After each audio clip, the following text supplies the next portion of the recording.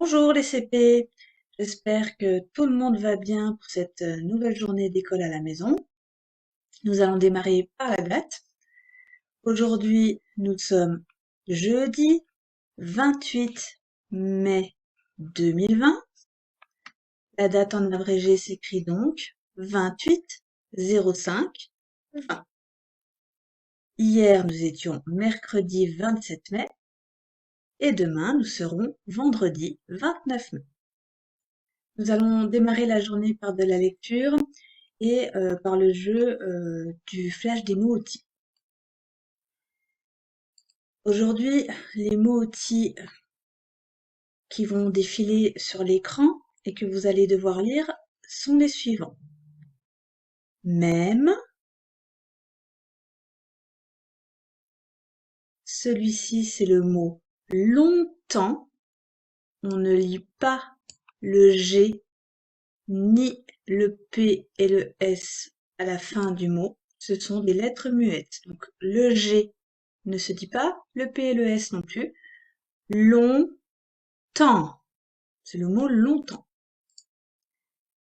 Entre, entre, comme lorsqu'on dit que un objet est entre, par exemple, deux chaises. Il est au milieu de deux chaises.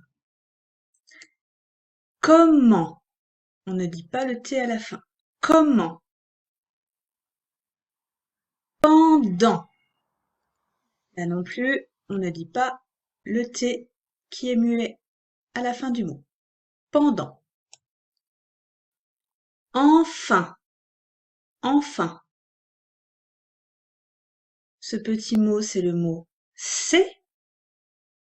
C'est un mot qui ressemble à mais, t'es ou les, par exemple. Presque, presque. C'est le mot presque. Là encore, on ne dit pas le U qui est derrière la lettre Q. Et enfin, le mot chez, puisque vous le savez, EZ à la fin d'un mot fait le son E. Donc, rappelez-vous du principe du jeu. Je vais lancer le jeu. Les mots vont apparaître. Vous allez devoir essayer de les dire avant qu'ils ne disparaissent. Donc, j'espère que vous êtes prêts. Et c'est parti.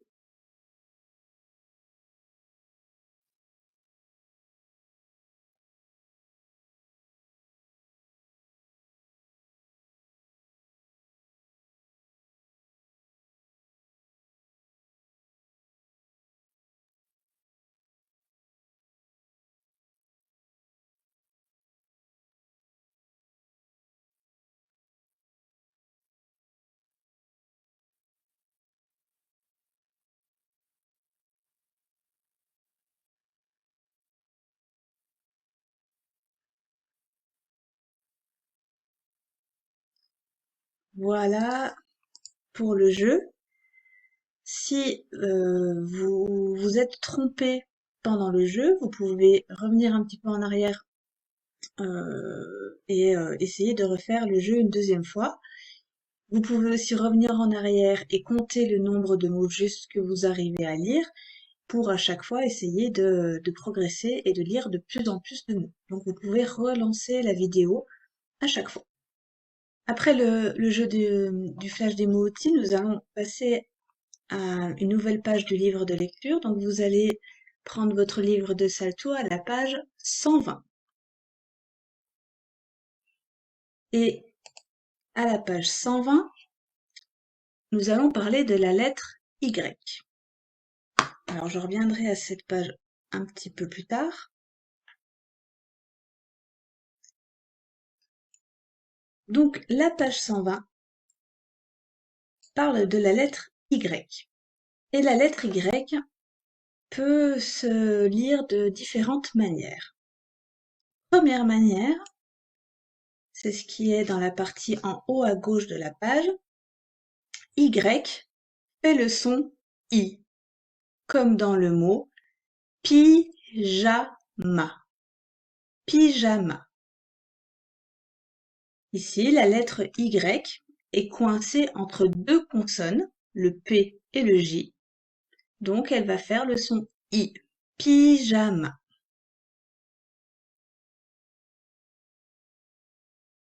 La lettre Y va aussi, lorsqu'elle va être placée au début d'un mot, faire le son Y, comme dans yaourt.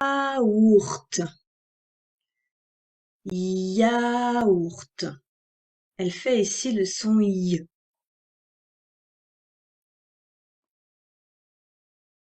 Et lorsque la lettre Y est placée entre deux voyelles, alors vous vous rappelez, les voyelles, ce sont le A, le E, le I, le O, le U, par exemple.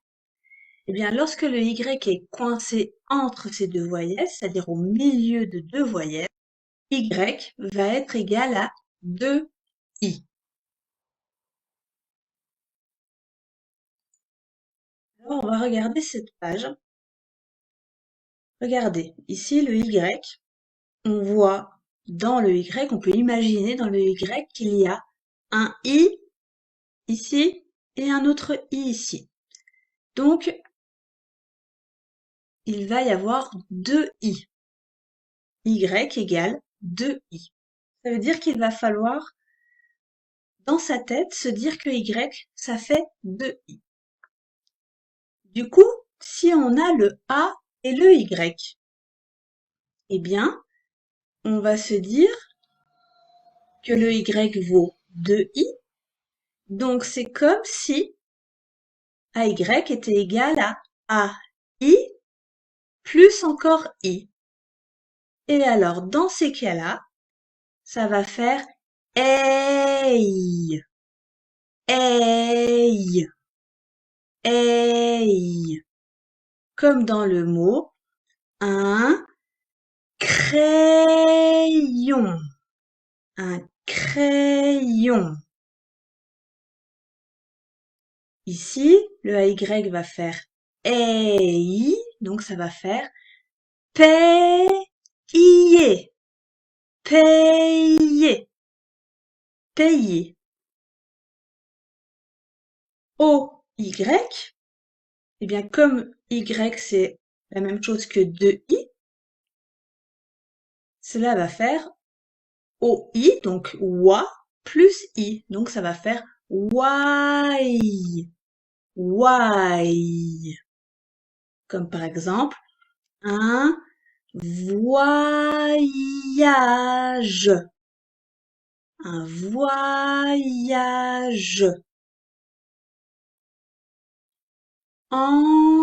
Envoyer, envoyer. Et UY va faire UI, UI. Comme dans un tuyau, un tuyau, un tuyau. Essuyer, essuyer, essuyer. Donc si je récapitule, AY ça va faire EI, EI, OY ça va faire why, why, et UY ça va faire UI, UI. Donc si je reprends sur le livre, on nous dit bien que Y ça c'est égal à 2I. Donc par exemple dans l'exercice 1, ce sont tous les mots avec le O et le Y. Et le O et le Y, nous avons dit que ça faisait why. Donc, le noyau, un noyer, le voyage, etc., etc. Dans l'exercice 2, ce sont les mots avec le A et le Y. AY, rappelez-vous, ei, ei, des Rayures, des rayures. Payer. Alors attention, il ne faut pas lire pailler. Il faut bien faire AY, ça fait aille. Donc payer. Des crayons. Enfin, l'exercice 3, c'est sur le UY. Nous avons dit tout à l'heure qu'il faisait UI. Donc, un tuyau. Un tuyau. Du gruyère. Du gruyère. S'essuyer. S'ennuyer. Alors, vous avez compris que cette lettre Y n'était pas facile.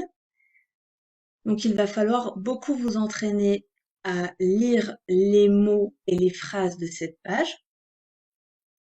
Donc, votre travail aujourd'hui en lecture, ça va être de lire les mots et les phrases de chaque partie 2 fois.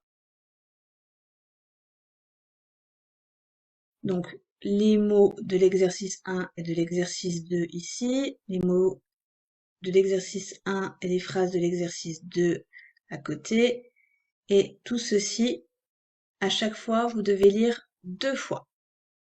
Ce soir, essayez de relire aussi un petit coup lorsque vous avez quelques minutes devant vous pour bien vous mettre dans la tête que la lettre Y, ça fait 2 I. Vous pouvez aussi imprimer cette page-là, je vous l'ai envoyée. Pour ceux qui auront du mal, vous pouvez imprimer et ça vous fait un petit aide mémoire pour se rappeler du AY, du OY et du UY. Voilà pour le travail sur le livre. Lorsque vous aurez terminé, donc là vous faites pause et vous faites votre travail. Ensuite, vous allez pouvoir faire le travail suivant. Donc c'est une feuille d'exercice que nous vous avons envoyée par mail. Si vous avez pu l'imprimer, vous allez pouvoir faire le travail sur la fiche directement. Si vous ne pouvez pas imprimer, ce n'est pas grave, vous allez pouvoir faire le travail juste en regardant l'écran et en disant les réponses à l'oral. Premier travail, première consigne, relis le bon mot au dessin qui va avec. Il y a des images avec un crayon, un cygne, un pyjama, un yaourt, un crayon, un monsieur qui fait du vélo, ça s'appelle un cycliste, un balayeur et un tuyau. Vous allez devoir lire les mots et relier chaque mot à l'image qui correspond. Donc, je rappelle que ceux qui ne peuvent pas imprimer, vous pouvez mettre pause et faire le travail à l'oral. Deuxième exercice, je vous ai mis des mots mêlés.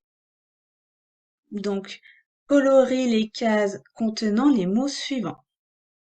Je vous ai mis une grille avec des lettres et je vous ai mis des mots à retrouver. Par exemple, je vous ai mis le mot crayon. Crayon qui s'écrit avec le C, le R, le A, le Y, le O et le N. Vous allez devoir essayer de le retrouver, ce mot, dans la grille, en sachant qu'il peut être écrit en ligne, mais aussi en colonne. Donc, on doit trouver le C, le R, le A, le Y, le O et le N à côté. Même chose pour le mot aboyer, royaume, etc., etc. Je rappelle que les mots peuvent être en ligne, ou en colonne. Pour ceux qui ne peuvent pas imprimer, ce n'est pas grave, vous pouvez faire le travail, comme je vous le disais, sur l'écran, en essayant de retrouver les mots qui sont demandés. Lorsque vous aurez fait votre travail en lecture, nous allons passer au travail d'écriture. Vous allez devoir prendre votre cahier avec des lignes et votre crayon à papier. Si vous n'avez pas de cahier, vous prenez une feuille. Et aujourd'hui, nous allons travailler donc sur la lettre Y. Donc, je vais vous demander de faire une première ligne de Y. Donc, on se rappelle, on tient bien son crayon dans ses mains. Donc, on fait bien la pince. C'est-à-dire, on tient entre le troisième doigt, le majeur, et le pouce, le stylo ou le crayon à papier, et on vient poser l'index sur le crayon. Pour écrire, on se met dans une bonne position, et je vais vous demander de faire une première ligne de Y. Rappelez-vous, le Y, c'est une lettre qui descend, et comme c'est une lettre qui descend, elle descend de 2 petites lignes. Veillez bien à la fluidité de votre geste, c'est-à-dire essayez de faire le Y en une seule fois. Lorsque vous aurez fait une lettre de Y, vous pourrez passer à une ligne de O et de Y qui font Y. Pour faire cette deuxième ligne, vous ne devez pas lever le crayon entre le O et le Y. Donc, vous devez veiller à faire ces 2 lettres sans lever le crayon. Je vous rappelle que ne pas lever le crayon, ça permet de gagner en rapidité d'écriture. Troisième ligne, vous allez devoir écrire le noyau, toujours avec le O et le Y. Pour écrire le noyau, vous devez lever le crayon à chaque lettre ronde, c'est-à-dire vous devez lever le crayon avant le O et avant le A. Ensuite, vous allez devoir faire une ligne de A et de Y pour faire EI. Donc là aussi, vous allez pouvoir écrire les 2 lettres sans lever le crayon. En parlant de crayon, justement, la ligne suivante, le crayon. Vous allez devoir lever le crayon avant le A qui est une lettre ronde et le O qui est une lettre ronde. Une ligne de UI que vous pouvez faire sans lever le crayon. Et une ligne avec le tuyau. Vous allez ici pouvoir écrire le T, le U et le Y sans lever le crayon. Comme le A c'est une lettre ronde, on lève le crayon et on termine avec le U. Voilà les CP, donc je vous laisse faire votre écriture. Lorsque vous aurez terminé votre écriture, vous pourrez passer aux mathématiques avec le maître. Et moi je vous dis à demain. Au revoir les CP.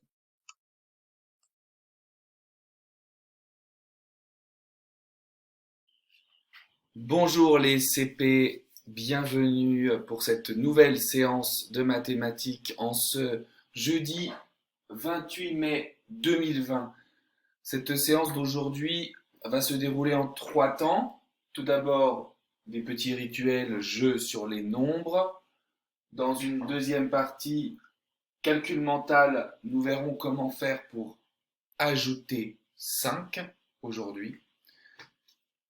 Et enfin, dans une dernière partie, nous reviendrons sur les tables d'addition, les tables de 1 à 5, puisque je vous rappelle que avant d'aller au CE1, il est très très important que vous maîtrisiez parfaitement ces tables d'addition-là.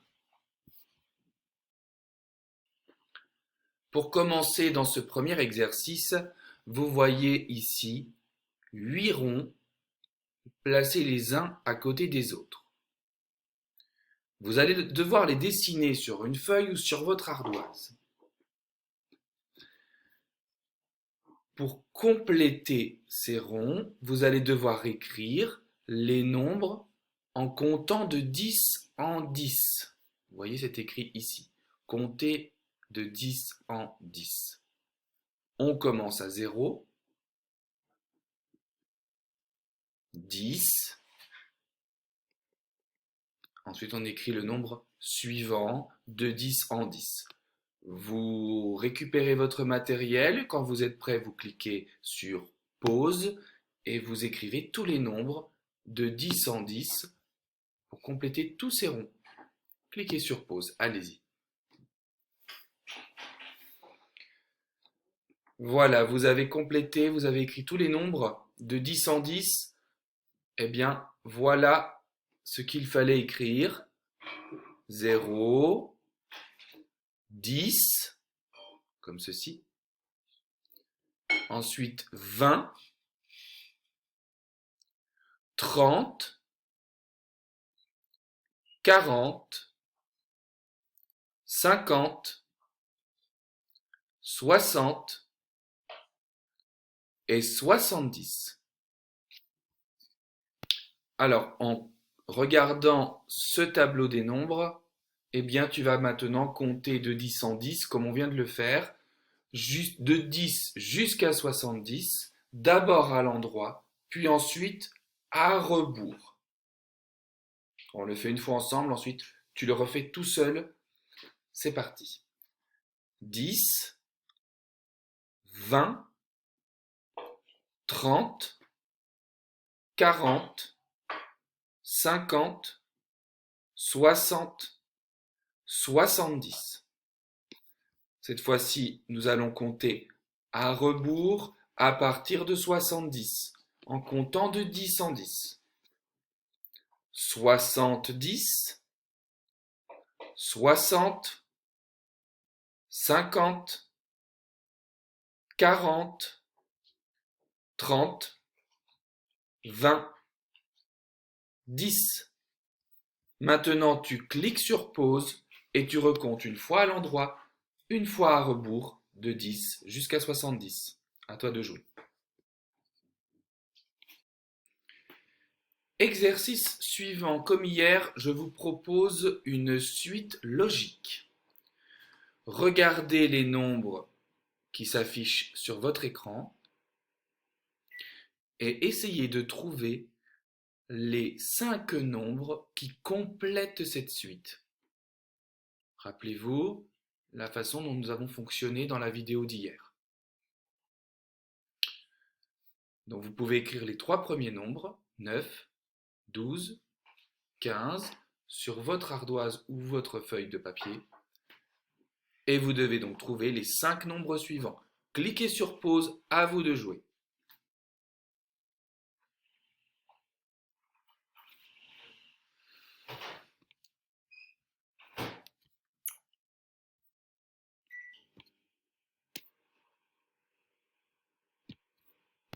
Voici à l'écran ce que vous avez donc écrit sur votre feuille ou sur votre ardoise. Les nombres 9, 12, 15. Et donc il fallait trouver les 5 nombres suivants. Pour cela, évidemment, on peut utiliser un outil. Quel outil est-ce qu'on peut utiliser pour trouver la suite? Évidemment, on l'utilise souvent en ce moment, c'est le tableau des nombres. Voici, donc sur le tableau des nombres, à quoi ça correspond. Les 3 nombres, tu les as en tête? On a vu le nombre 9, puis le nombre 12, puis le nombre 15. Eh bien, on va regarder comment on fait pour passer de 9 à 12, et puis de 12 à 15. Est-ce qu'il y a quelque chose qui revient de manière régulière, qui revient toujours de la même façon? On va regarder ça. Je me place d'abord sur 9. Voilà. 9 pour aller à 12, on regarde, j'ajoute 1, encore 1 et encore 1. Voilà. J'ai ajouté 3. On dit que 9 plus 3, ça fait 12. Ok. j'efface mon travail. Cette fois-ci, je me place sur 12. Et je vais voir combien il me faut pour aller jusqu'à 15. J'ajoute 1, puis 1, et encore 1. Donc cette fois-ci, de 12 jusqu'à 15, il faut que j'ajoute 3. On dit que 12 plus 3 égale 15. Donc, de 9, on a ajouté 3 pour aller à 12. Puis de 12, on ajoute 3 pour aller à 15. La règle ici, c'est donc à chaque fois d'ajouter 3. Pour trouver donc la réponse, on peut utiliser le tableau des nombres comme on vient de le voir. On peut aussi prendre une bande numérique, ça marche très bien. On va se placer d'abord sur le 9, puisque c'était le premier nombre qu'on nous a donné. 9, regardez, il n'est pas affiché sur ma frise, puisque la frise est graduée de 2 en 2. Mais 9 se trouve bien entre 8 et 10. D'accord? Donc il est bien là, vous voyez. Donc pour aller jusqu'à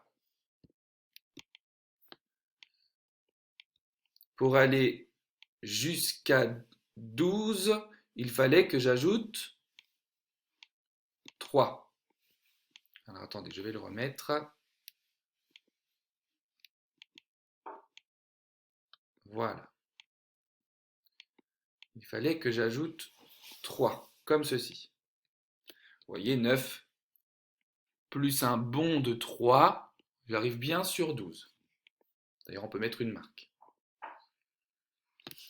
Ensuite, de 12, je fais à nouveau un bond de 3 et j'arrive sur 15. 15 qui est bien entre 14 et 16. Regardez bien, si j'arrive sur la flèche verte, j'arrive sur 15. Vous voyez? 9, 12, 15, on retrouve bien les nombres qu'on a vus tout à l'heure. Eh bien, dans ce cas-là, je continue. Je reprends voilà, le 3 et hop, je le place ici. 15 plus 3, je vois donc 18.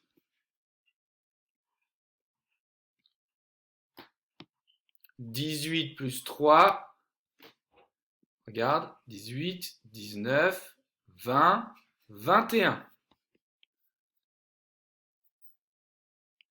21 plus 3, 21, 22, 23, 24.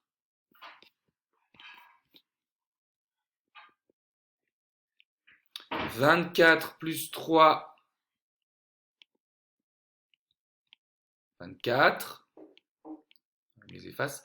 24, 25, 26, 27. Tu vois, j'ajoute 3, je tombe sur 27. Et enfin, 27 plus 3, 28, 29, 30. Et donc, on voit apparaître tous les nombres qu'il fallait écrire dans la suite. Nous avions 9, 12 et 15. Il fallait donc écrire ensuite 18, 21, 24, 27 et 30. Ici, on a donc une suite en comptant de 3 en 3. Il fallait donc écrire 18, 21, 24, 27 et 30. Tu peux cliquer sur pause pour reprendre la correction de cette suite logique.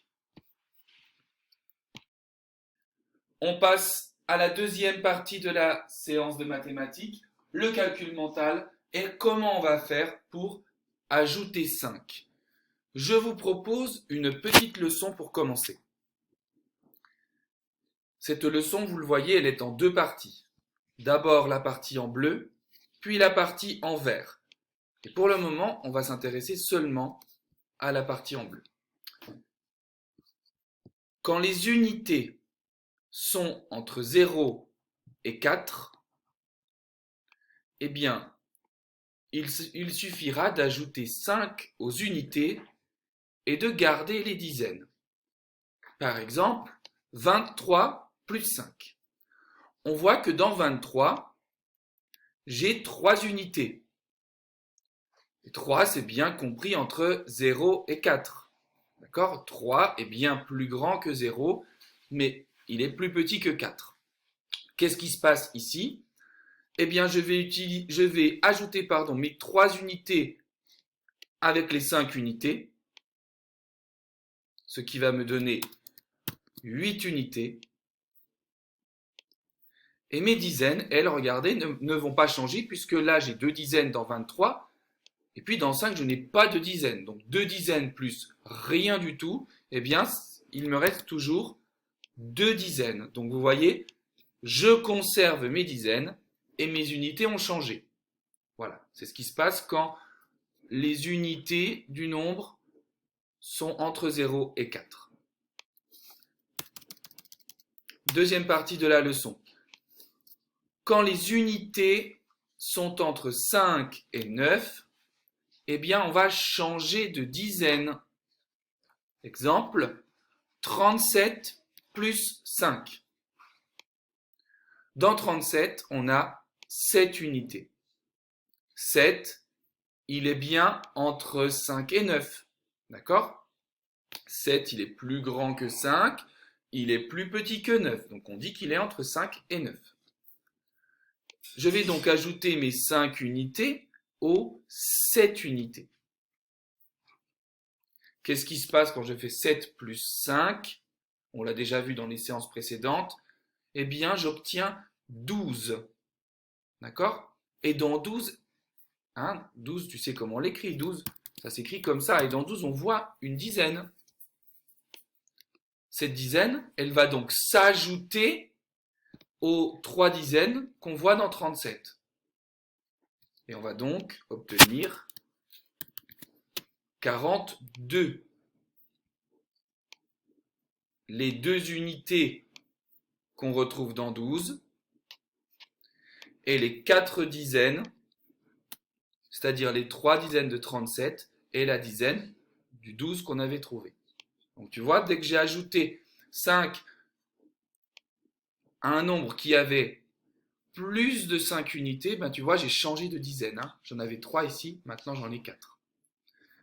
Ce que je viens de vous présenter, on peut tout à fait le démontrer en utilisant le tableau des nombres.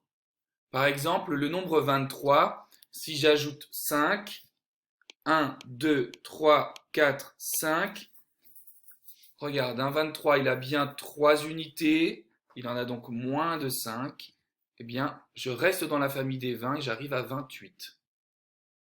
D'accord? Donc 3 unités plus les 5 unités me font bien 8 unités. Si je prends un nombre qui a plus de 5 unités, par exemple 26, qu'est-ce qui va se passer quand je vais ajouter 5? 1, 2, 3, 4. Regarde, j'arrive dans une nouvelle famille. 5. Tu vois? 1, 2, 3, 4, 5. On voit que j'ai changé de famille. Avec un autre nombre, par exemple avec 32, si j'ajoute 5, est-ce que je vais changer de famille? 1, 2, 3, 4, 5. Non, puisque j'ai 2 unités, et si j'en ajoute 5 de plus, eh bien j'en aurai 7. Je reste toujours dans la famille des 30. Si j'ai 37 et que j'ajoute 5, regarde, 7 est plus grand que 5, il y a plus de 5 unités, donc quand je vais ajouter encore 5 de plus, eh bien je vais changer de famille. J'arrive à 42. Voilà. Continuez à vous entraîner avec ce tableau des nombres. Il est affiché. Si vous le souhaitez, vous pouvez cliquer sur pause, demander à vos parents de vous proposer un nombre, et puis d'ajouter 5, et essayer simplement de deviner si on va changer de famille ou si on va rester dans la famille du nombre qu'on vous a donné. D'accord? Comme on vient de le faire maintenant, profitez, utilisez cet outil, profitez-en pour vraiment vous familiariser avec et avoir de très bonnes habitudes.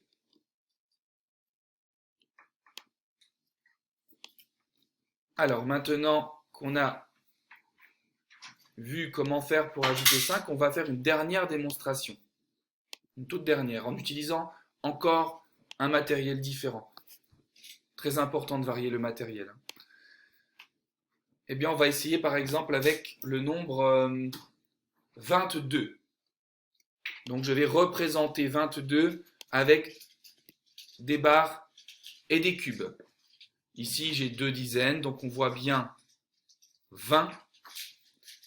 Il me manque donc 2 unités. Voici le nombre 22. 2 dizaines et 2 unités, on les voit bien.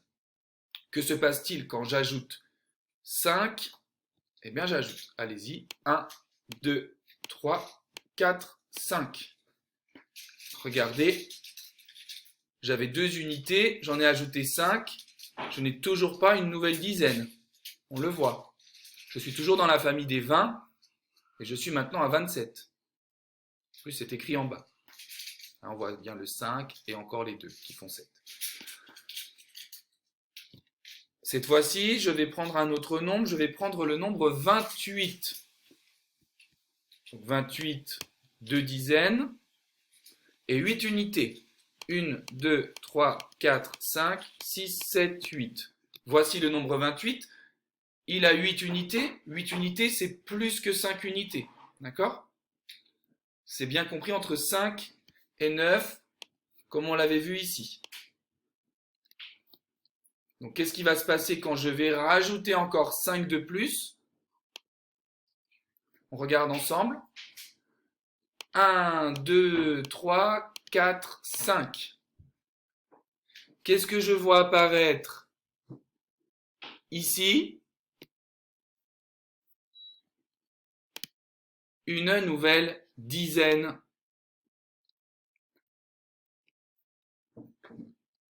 Vous voyez, je suis passé dans la famille des 30.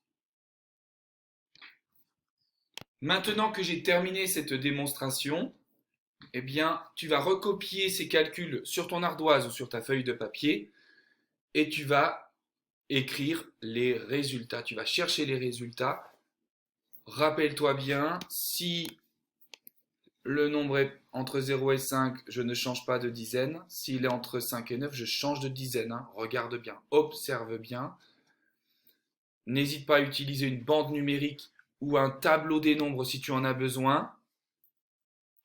Encore une fois, si vous avez des questions sur la technique, si c'est pas clair pour vous, envoyez-moi un message. Je reçois très peu de retours, très peu de messages d'aide, donc j'imagine que ça fonctionne bien. Pour le tableau des nombres, parfois vous pouvez cliquer sur pause. Vous pouvez aussi aller sur Internet pour aller en chercher. On peut en trouver. Vous tapez tableau des nombres sur Google et vous pouvez en trouver à imprimer ou à recopier. Ça peut être très intéressant de le recopier aussi. Voilà. Ces calculs, je ne les corrigerai pas. Parce que si vous utilisez un outil, vous allez voir la réponse apparaître. Vous n'avez pas besoin de moi pour ça. Voilà, à vous de jouer. Dernière partie de cette séance aujourd'hui, les tables d'addition de 1 à 5.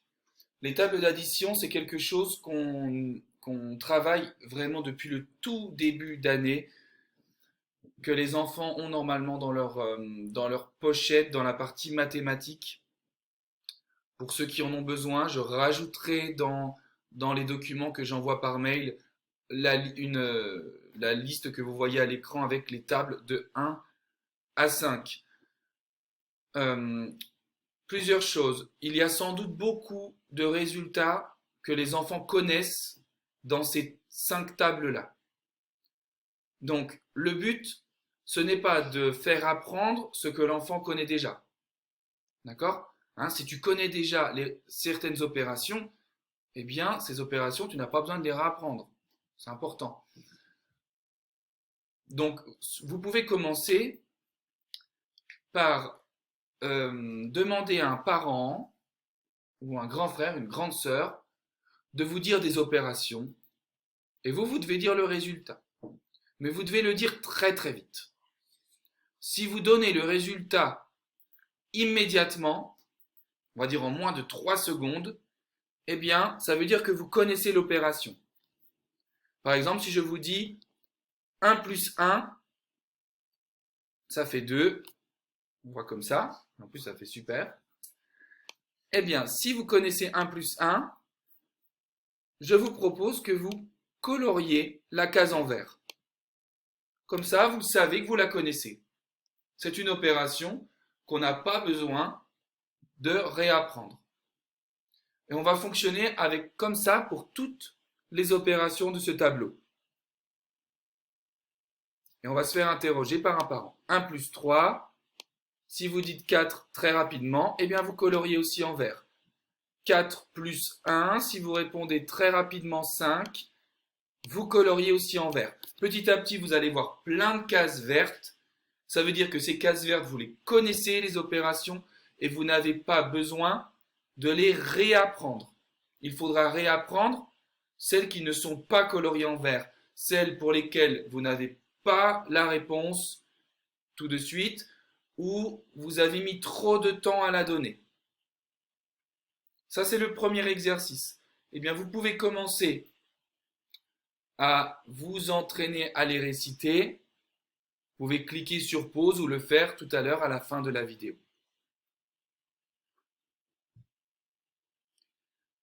Voilà, deuxième chose très très importante. On avait vu cette année différentes décompositions et on avait vu par exemple que quand je mange, on va dire 2 bonbons et 1 bonbon, c'est la même chose que quand je mange 1 bonbon et 2 bonbons. D'accord? On a vu donc que 2 plus 1, c'est la même chose que 1 plus 2. Et ça, c'est très intéressant. Parce que ça veut dire que si vous connaissez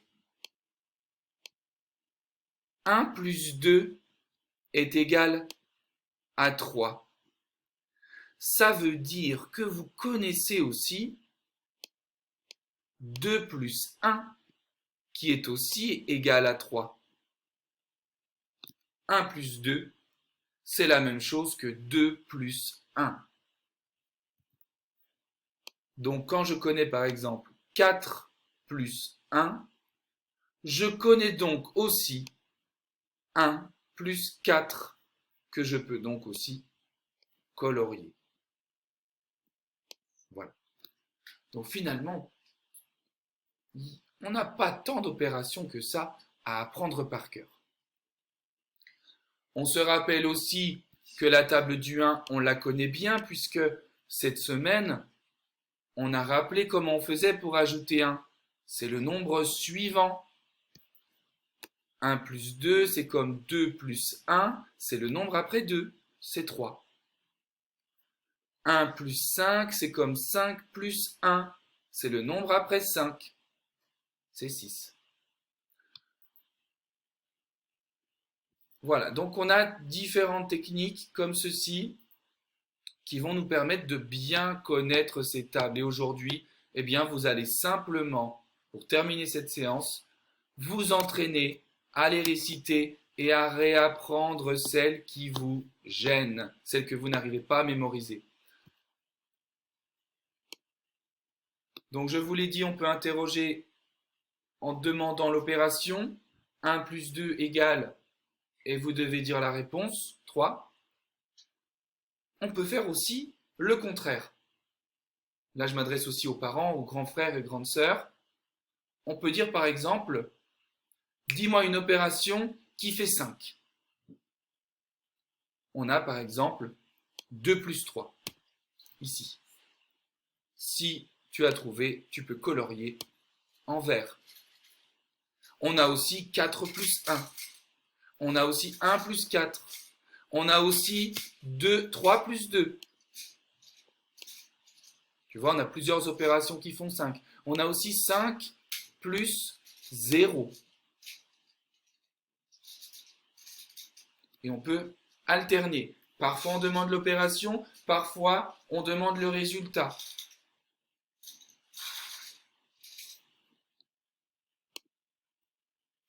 Donc, je vous laisse vous entraîner à connaître, à apprendre ces tables et à les connaître sur le bout des doigts. Vous devez vraiment les connaître par cœur. C'est super, super important avant votre entrée en CE1 pour la rentrée de septembre prochain. Quant à moi, je vous souhaite une excellente après-midi. Je vous retrouve demain pour la dernière séance de mathématiques de cette semaine.